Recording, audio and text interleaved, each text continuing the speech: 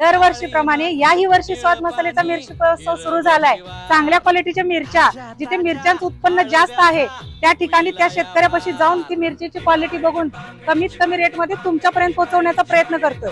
तुम्हाला या ठिकाणी अनेक प्रकारच्या मिरच्या बघायला मिळतील। त्यामध्ये बेडगी असेल, काश्मीरी असेल, लवंगी असेल, संकेश्वरी असेल, गुंटूर असेल। आणि याही वर्षी माझा मसाला कलर, तिखट, टेस्ट वर्षभर टिकून राहिली पाहिजे म्हणूनच तुमच्यासाठी घेऊन आली आहे या सर्व मिरच्या। तर हा महोत्सव 15 मार्च ते 30 मे पर्यंत मैत्रिणींना सुरू आहे। तर वाट कसली बघताय? जवळ तुम्हाला जी सोयीस्कर असेल त्या शाखेला जावा आणि तुम्हाला असणारी मिरची खरेदी करा।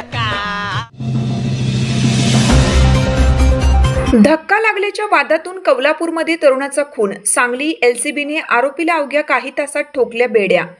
सांगली ग्रामीण पोलीस ठाण्याच्या हद्दीतील कौलापूर येथे धक्का लागल्याच्या आणि आईवरून शिवीगाळ केल्याच्या कारणावरून एकाचा दगड घालून निर्घुण खून करण्यात आला। या घटनेतील संशयित आरोपी रोहित उर्फ नवनाथ श्रीरंग नाईक वय 25 राहणार कौलापूर याला स्थानिक गुन्हे अन्वेषण शाखेने अत्यंत तत्परतेने कारवाई करत जेरबंद केलं। ही थरारक घटना 6 एप्रिल 2026 रोजी पहाटे 3:30 वाजण्याच्या सुमारास कौलापूर येथील सिद्धेश्वर मंदिराच्या पाठीमागील बाजूस घडली। मयत विश्वास कल्लापा सुतार वय 34 मूळ राहणार भोसे सध्या राहणार कौलापूर यांचा आरोपी रोहित नाईक याला धक्का लागला होता। यावरून झालेल्या वादात विश्वास यांनी आईवरून शिवीगाळ केल्याने चिडलेल्या रोहितने त्यांना लाथाबुक्क्यांनी मारहाण करून जमिनीवर पाडले आणि जवळच असलेल्या दगडाने त्यांच्या डोक्यात प्रहार करून त्यांना गंभीर जखमी केलं। ग्रामस्थांनी जखमी विश्वास यांना उपचारासाठी सांगली येथील शासकीय रुग्णालयात दाखल केलं होतं, मात्र उपचारादरम्यान त्यांचा मृत्यू झाला।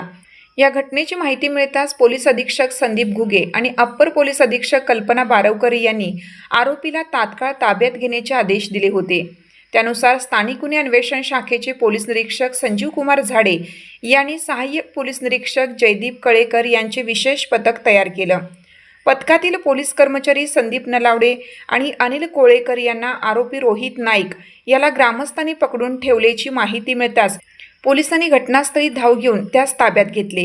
आरोपीने गुन्ह्याची कबुली दिली असून सांगली ग्रामीण पोलीस ठाण्यात त्याच्यावर भारतीय न्यायसंहिता कलम 103(1) अन्वये खुनाचा गुन्हा दाखल करण्यात आला आहे। पुढील तपासासाठी आरोपीला सांगली ग्रामीण पोलिसांच्या स्वाधीन करण्यात आला असून पोलीस निरीक्षक BA तळेकर यांच्या मार्गदर्शनाखाली अधिक तपास सुरू आहे।